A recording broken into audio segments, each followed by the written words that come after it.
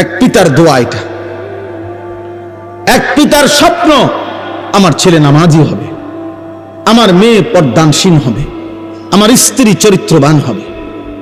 আর কিছু নাও যদি মিলে খোদার কসম কোনো অসুবিধা নেই। স্ত্রী সন্তান যদি বছরের পর বছর মাটিতেও ঘুমায় তাইলেও কোনো সমস্যা নাই। আর বদ্দিন আর নাফরমান যদি কারুনের খাটেও ঘুমায়, যদি কারুনের ধনভাণ্ডারও যদি পায়, অথচ নাফরমান, বেঈমান, বেনামাজি, বেহায়া, চরিত্রবান, অথচ সে কারুনের যত সম্পদ বেটা, ওই সম্পদ যদি তোমার সন্তান পায়, খোদার কসম ওইটা ব্যর্থ, ব্যর্থ, লানতের যোগ্য ছাড়া আর কিচ্ছু না বেটা,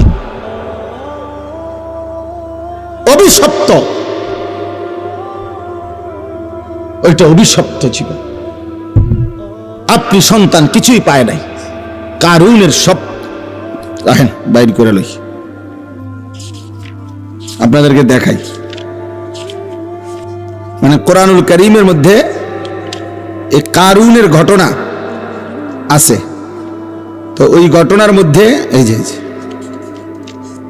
আছে যে কারুন যখন রাস্তা দিয়া বের হইতো, এই পরিমাণ ঠাটবাট, সহ্য, বীর্য, অহংকার এবং চাকচিক্য, জাকজমক দিয়া কারুন বের হইতো।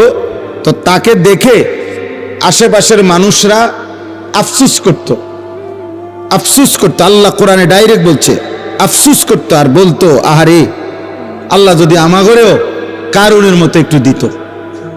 এই যে কোরআন শরীফে আছে সরাসরি, ফাখরাজা আলা কওমিহি ফি জিনাতিহি, কারুন তার সাজ সজ্জা জাকজমক নিয়ে বের হতো। তো ক্বালাল্লাযীনা ইউরিদুনাল হায়াতাদ দুনিয়া, যাদের হৃদয়ে শুধু দুনিয়ার লোভ ছিল, তারা বলতো, ইয়া লাইতা লানা মিসলা মা উতিয়া কারুন, আহা আল্লাহ যদি আমগরেও কারুনের মতো একটু দিত, তাহলে আমরাও একটু সুখে থাকতাম।